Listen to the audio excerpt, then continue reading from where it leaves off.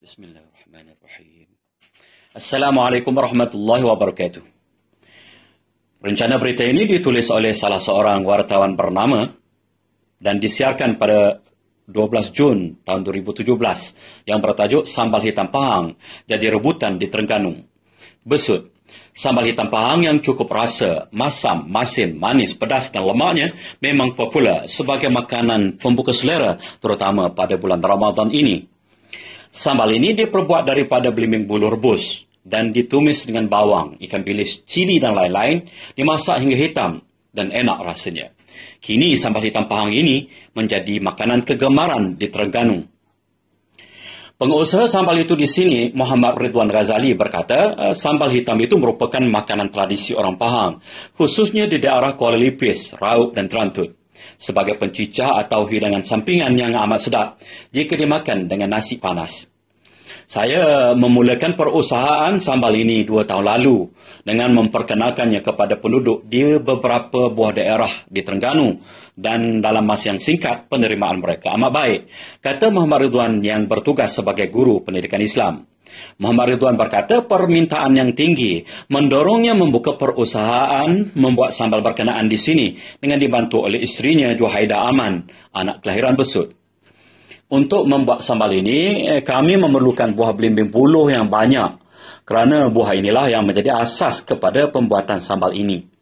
Untuk menyediakan 15 kg sambal, kami memerlukan sekurang-kurangnya 20 kg buah belimbing buluh yang segar, selain dicampur dengan ramuan seperti bawang, cili padi dan ikan bilis. Sebelum diproses, buah belimbing buluh perlu direbus dahulu untuk selama 8 jam sebelum ditumis dan selama 6 jam lagi bagi sambal basah serta 10 jam bagi sambal yang kering, ujarnya.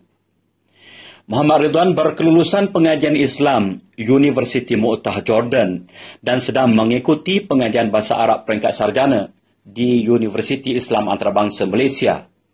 Berkata, proses membuat sambal ini daripada merebus hingga siap untuk dimakan mengambil masa lebih 10 jam.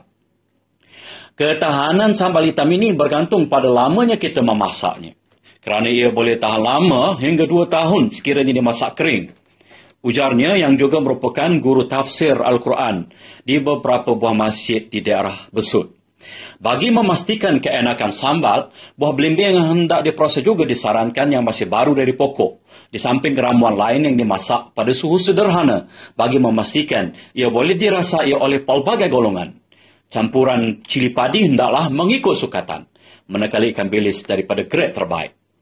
Katanya, atas usaha mengekalkan kualiti sambal hitam buatannya, sambal itu kini bukan sahaja untuk masyarakat tempatan, tetapi juga telah dihantar ke Jepun, Brunei, United Kingdom, Mesir dan Jordan. Kesungguhan Muhammad Ridwan memasarkan makanan itu juga kerana berpendapat ia mempunyai masa depan yang baik, apatah lagi sambal hitam Pahang yang juga dikenali sebagai sambal ketagih sentiasa mendapat permintaan ramai.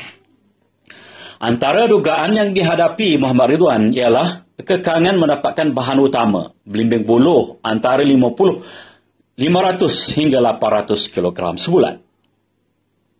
Buat masa ini, saya mendapat bekalan daripada petani-petani kampung yang ada menanam pokok belimbing buluh di kawasan rumah mereka dengan harga yang tidak menentu.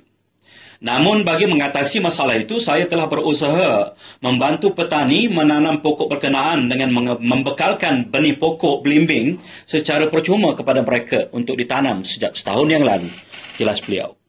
Muhammad Ridwan berkata, beliau